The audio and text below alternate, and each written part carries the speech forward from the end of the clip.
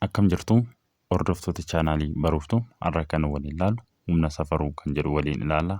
Hanga xumura viidiyoo kanaatti na hordofaa. Gocha tokko tuqaa 8 yoo ilaallu gaaffilee armaan gadii irratti gareen mari'achuun dareef gabaasaa jedha. Gaaffii tokkoffaan humni maalii? Egaa humni gocha dhiibuu yookiin harkisuu qaama tokko irratti dalagaa'udha jechuudha. Lammaffaan yuunitiiwwan ammayyaa humna safaruuf gargaaran tarreessi. Waliin ilaallee turre viidiyoo darbe keessatti yuunitii kan humnaa maanni niitanii jenneet turre. Tokko niitiin immoo eenyu faana wal qixaa? Tokko kiloogiraam meetir per sekeend iskeerii faana wal qixaadha jechuudha. Tokko niiteen jechuu dandeessu. Niiteen kun immoo eenyu faana wal qixaa? Kabiroo kallattii birootiin barreessuu dandeessu. Niiteen jechuun eenyu faana wal qixaa? Kiloogiraam meetir per sekeend iskeerii. Kana jechuun niiteen jechuudha. Humni gocha dhiibuu yookiin harkisuu qaama tokko irratti dalagaa'uuti.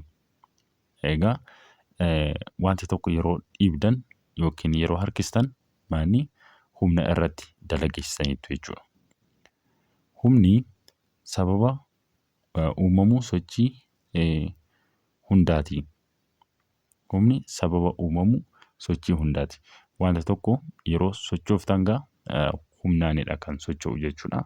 Waan tokko yeroo socho'u humna malee socho'uu hin danda'u jechuudha. Meeshaaleen ammayyaa humna safaruuf itti fayyadamnu maanni niwuton meetira. Meeshaan ammayyaa humna safaruuf itti fayyadamnu maanni niwuton meetira jedhama. Niwuton meetira. Yuunitiin waaltawaa humnaa maanni niwutonidha.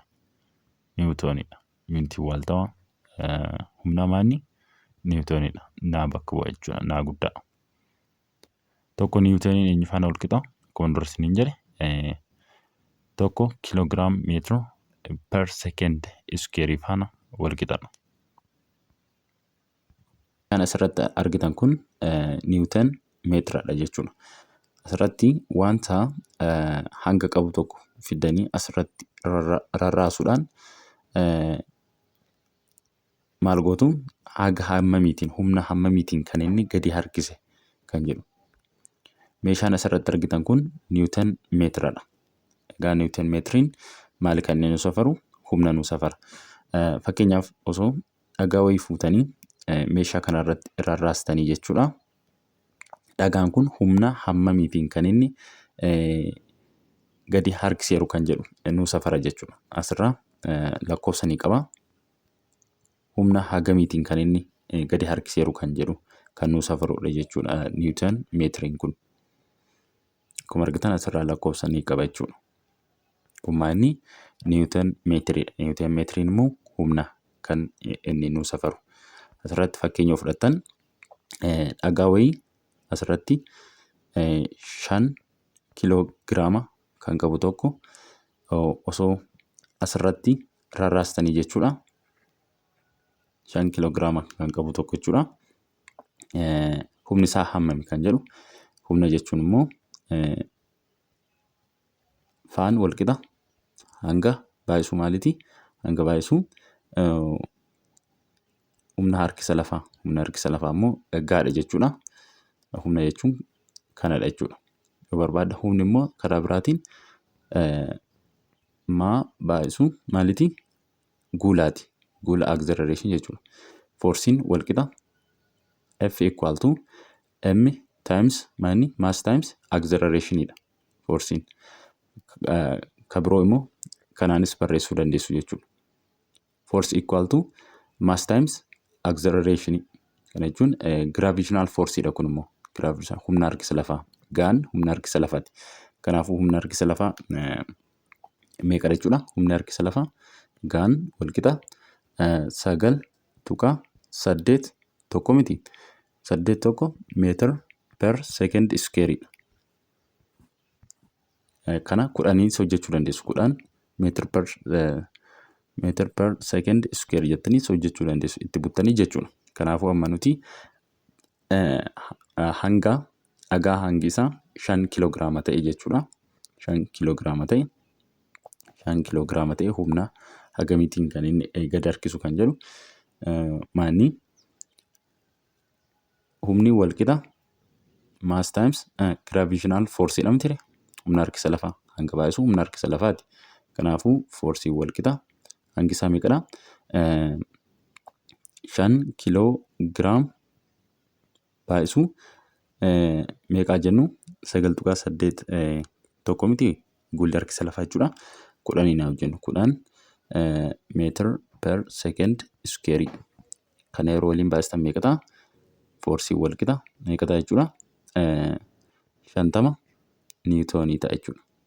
50 niwutoonii. Gaa niwutooniin yuunitii waaltawaa humnaati. Niwutoonii eenyu faana walqixanneerra? Niwutooniin kiloogiraama meetir per second square faana walqixa jenneerra. Tokko niwutooniin kiloogiraam meetir per second square faana walqixa. Akkuma argitan kun asii kiloogiraamadha. Asii immoo meetir per second square fudhateera jira jechuudha.